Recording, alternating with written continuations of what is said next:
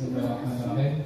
Assalamualaikum warahmatullahi wabarakatuh. Waalaikumsalam warahmatullahi wabarakatuh. Alhamdulillahirabbil alamin. Allahumma shalli ala sayyidina Muhammad. Yang kami hormati Bapak Sudiman SPDSD selaku mentor, Bapak dan Ibu guru teman seperjuangan kami yang kami hormati pula. Alhamdulillah pada siang hari ini kami akan menyampaikan hasil laporan kami, laporan orientasi pengenalan nilai dan etika bagi ASN P3K di lingkungan Kabupaten Pemalang. Mudah-mudahan saya akan menjelaskan secara singkat, mudah-mudahan dapat diterima. Kedua kalinya salam salam kita sanjungan kepada junjungan kita Nabi Muhammad SAW. Mudah-mudahan kita termasuk umat beliau kelak di yaumul kiamat akan mendapatkan syafaatnya. Amin Allahumma amin. Amin. Bapak mentor yang kami hormati, perkenalkanlah sebelum saya menyampaikan hasil laporan kami. Saya nama Aliman Al-Aziz dari SD Negeri 01 Koyo. Kemudian dalam orientasi ini kami dibimbing oleh mentor Bapak Sudiman SPDSD dari SD Negeri 01 Mangli. Perlu kami sampaikan laporan orientasi pengenalan etika bagi ASN P3K di lingkungan pemerintah Kabupaten Pemalang dengan tujuan memberikan pengenalan tugas dan fungsi ASN, dan kemudian yang kedua adalah pembekalan pemberian pengenalan nilai dan etika pada instansi di Kabupaten Pemalang bagi kita tenaga ASN P3K. Yang pertama ini kami tampilkan untuk visi dan misi dari SD Negeri 01 Koyo, yaitu yang pertama visinya. SD kami memiliki visi terwujudnya peserta didik yang beriman, bertakwa dan berbudi luhur serta berprestasi. Itu visi dari SD 01 Koyo yang tentunya akan sejalan dengan visi dan misi dari Kabupaten Pemalang, yaitu Pemalang yang aman, adil makmur, agamis dan ngangeni. Kemudian visinya itu ada 10, diantaranya membimbing siswa untuk tekun melaksanakan ajaran agama dengan senantiasa beriman dan bertakwa kepada Tuhan Yang Maha Esa. Itu satu visi dari SD Negeri 01 Koyo. Kemudian ada 10. Kemudian rencana kerja kami, rencana kerja tahunan di SD Negeri 01 Koyo ini kami buat akan menguraikan 1 tahun tahap pertama, yaitu 1 tahun, yaitu tahun 2022-2023. Secara umum ini ada 5 kegiatan yang akan kami sampaikan, dilanjutkan nanti tahapan tahun-tahun berikutnya. Tahapan tahun pertama, kegiatan yang pertama adalah melaksanakan pembiasaan di pagi hari sebelum dimulainya pembelajaran, yaitu literasi bersama yang dilakukan hampir setiap hari kecuali hari Senin, karena hari Senin memang kita melaksanakan upacara bendera. Literasi dari hari Selasa sampai Sabtu itu terbagi dari ada literasi agamis, yaitu membaca juz amma, kemudian menghafalkan doa-doa, ya, yaitu doa-doa sholat wajib, kemudian literasi membaca dan menulis, kemudian khusus hari Jumat biasanya Jumat Kliwon itu literasi membaca tahlil dan yasin. Nah, dari literasi yang kami terapkan di SD kami itu outputnya atau hasil kegiatan dan tahapannya itu siswa diharapkan mampu menunjukkan perilaku religius sesuai ajaran agama dan agama yang dianutnya di dalam kehidupan sehari-hari. Kebetulan di SD kami ada 2 agama, siswanya ada yang Islam sebagian besar, kemudian ada 1 siswa yang agamanya non-Muslim. Jadi kami mau melakukan literasi sesuai dengan ajaran dan agamanya masing-masing dari siswa. Kemudian setelah literasi selesai 15 menit, kemudian siswa dikondisikan masuk kelas, duduk dengan rapi, disiapkan berdoa awal pembelajaran. Kemudian setelah selesai berdoa, siswa langsung membaca butir-butir Pancasila. Itu literasi kegiatan pertama. Kemudian output yang lain ini bisa dijadikan dokumen bagi Bapak Ibu guru, ya, dokumen kita. Ini bisa didokumenkan sebagai laporan kegiatan pembiasan religius siswa yang mencakup agenda ataupun jadwal dan jenis kegiatan.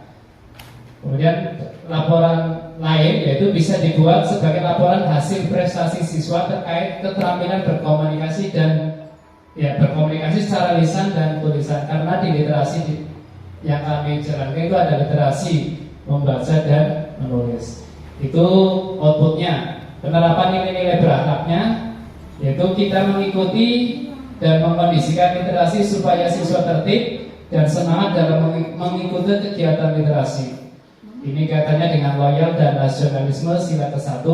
Kemudian nilai-nilai akhlak yang lain itu berorientasi pada pelayanan, akuntabel, harmonis, dan adaptif. Kemudian kegiatan yang kedua yaitu merencanakan dan melaksanakan pembelajaran. Setelah itu mengevaluasi dan menilai hasil pembelajaran, melaksanakan tindak lanjut dari hasil penilaian. Nah, ini tahapan ini dilalui pertama menyusun RPP dan jurnal harian, tentunya mengacu pada silabus dan KD, KIKD, kemudian minggu efektif dan sebagainya. Kemudian setelah dibuat melaksanakan pembelajaran, mengevaluasi dan melaksanakan tindak lanjut dari hasil penilaian yang dicapai siswa. Outputnya yang pertama adalah perangkat pembelajaran dari RPP, KKF sampai jurnal harian, Promes, Prota, ya, modul ajar dan sebagainya. Nah, dokumen lain kita bisa membuat dokumen penilaian dan proses hasil belajar. Ini sangat penting karena nanti ketika ada akreditasi sekolah hari ini sangat dibutuhkan bagi kita. Nah, penerapan nilai-nilai berakhlaknya itu saya membuka pembelajaran dengan salam dan berdoa menurut agama dan kepercayaan masing-masing. Ya, kemudian kegiatan ketiga tahun pertama itu membimbing dalam ekstrakurikuler terutama pramuka. Nah, ini tahapannya yang saya lakukan adalah menyusun program kegiatan ekstrakurikuler, kemudian melaksanakan kegiatan setiap hari Jumat dan mengevaluasi jalannya kegiatan dan biasanya dilaporkan. Outputnya siswa diharapkan itu menunjukkan perilaku bekerja keras, tangguh dan bertanggung jawab dalam aktivitas sehari-hari. Output yang lain itu bisa dibuat laporan kegiatan partisipasi kolaborasi antara siswa dalam kegiatan ekstrakurikuler. Penerapan nilai-nilainya itu saya terlibat untuk melatih dan membina siswa dalam kegiatan ekstrakurikuler tersebut. Kemudian kegiatan yang ketiga tahun pertama, kegiatan yang keempat yaitu mengikuti kegiatan siswa dalam ajang lomba guna peningkatan mutu prestasi siswa. Ini sudah kami laksanakan di semester awal. Perlu saya sampaikan juga karena ini merupakan keterlibatan saya pribadi, yaitu menyeleksi siswa, melatih siswa, mendampingi siswa dalam lomba dan membuat laporan. Outputnya ini diharapkan siswa menunjukkan keterampilan berkolaborasi dengan teman, dengan guru, dengan teman-teman yang lainnya ketika di tempat ajang perlombaan. Nah, dokumen penting lainnya ini laporan kegiatan bersama di luar sekolah yang mencakup jumlah kegiatan dan jenis kegiatan serta data keterlibatan siswa. Penerapan nilai-nilai berakhlaknya, saya melaksanakan tugas sebagai pembina dan ketua kegiatan dalam ikutsertaan siswa pada acara prestasi agar. Kemudian kegiatan terakhir tahun pertama adalah bersama-sama siswa membuat alat peraga pembelajaran bangun ruang sederhana berupa bangun kubus. Tahapannya mempelajari tujuan dan kompetisi yang akan dicapai, menentukan alat dan bahannya, membuat desain alat peraga, kemudian membuat bangun kubusnya. Outputnya, siswa menunjukkan keterampilan berpikir kritis, inovatif, kreatif, dan mampu memecahkan masalah. Output yang lain itu bisa dijadikan laporan hasil karya prestasi siswa yang berguna bagi guru dan sekolah. Penerapan nilai-nilainya adalah saya menggunakan media pembelajaran agar siswa mudah memahami materi yang diajarkan. Ini tahun pertama, tahun kedua adalah ini rencana ke depan melakukan kegiatan pembiasaan baru, yaitu melatih siswa untuk sholat Tuhan di sela-sela istirahat. Kemudian tahun berikutnya membimbing dalam kegiatan ekstrakurikuler lain, ada DAB, rebana, dan kalamita. Rencana tahun 2026 membimbing dalam kegiatan pembelajaran di luar sekolah. Ya, ini untuk meningkatkan kerjasama antar siswa. Dan tahun terakhir adalah membuat presentasi dengan media Canva dan perlu diperkembangkan. Demikian secara singkat untuk pemaparan laporan yang saya buat, dan selanjutnya kami harapkan masukan dari mentor, ya, saran dan kritik dan pertanyaan, monggo Bapak Mentor. Terima kasih kepada Bapak Alimah yang sudah menyampaikan hasil laporannya. Silakan saya menanggapi. Yang pertama, tadi disebutkan kegiatan-kegiatan yang panjenengan rencanakan selama 5 tahun.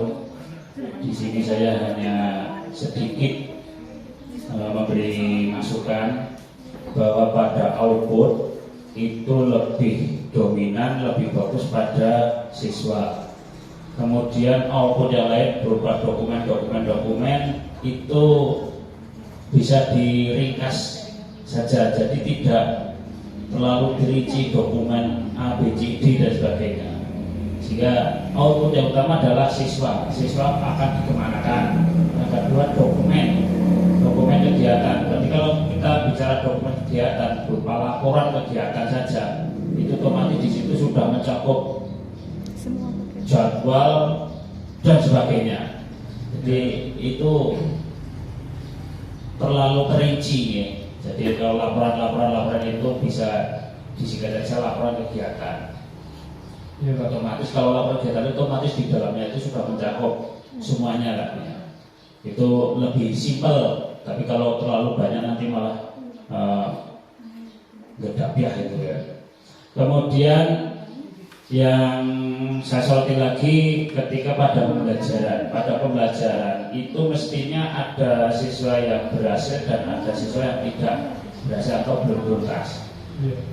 Sehingga di dalam pembelajaran mereka yang belum tuntas pasti akan diadakan remedial ataupun perbaikan. Nah, saya tanyakan bagaimana teknik dalam memberikan perbaikan atau remedial pada siswa yang belum tuntas pada pembelajaran tersebut. Ya Pak, izinkan saya untuk menanggapi.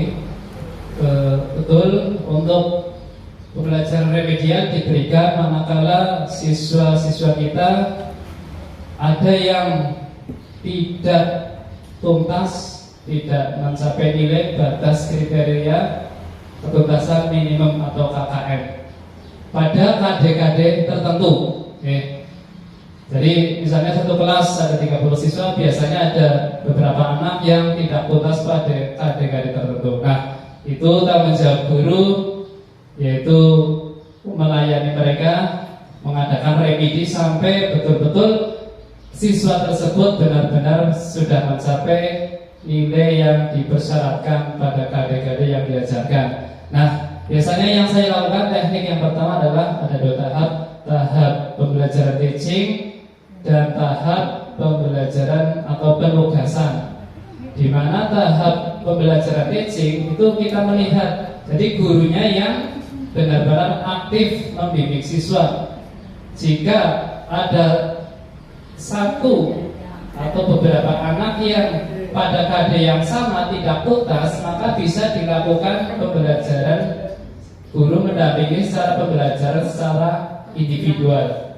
Kalau memang antara anak yang tidak mencapai KKM itu tidak sama, latar belakangnya tidak sama dalam ketuntasan mencapai nilai minimum, itu bisa dilakukan dengan pembelajaran secara individual. Kemudian bisa juga pembelajaran secara kelompok. Ini jika beberapa anak dilalah pada kali yang sama mereka tidak bisa mencapai nilai batas minimum, itu bisa dilakukan pembelajaran kelompok.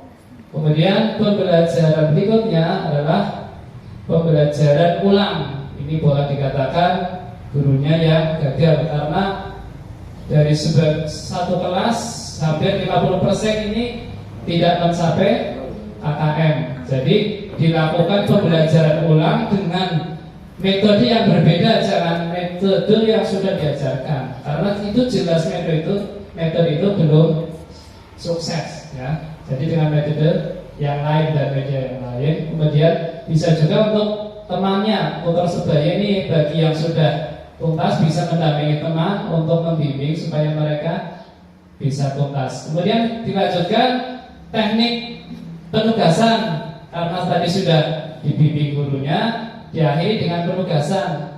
Setelah dibimbing, diberi tugas, nanti terakhir diuji lagi.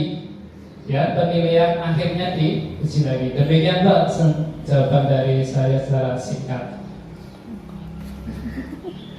Ya, terima kasih. Saya menambahkan bahwa bagi siswa yang belum mencapai nilai ketuntasan, ini bisa dilaksanakan remedial, baik menggunakan remedial teaching ataupun remedial penugasan, sehingga diharapkan nanti semua siswa itu bisa mencapai KKM yang diharapkan, sehingga visi dan misi di sekolah itu dapat tercapai dengan baik. Demikian Pak Aliman, terima kasih.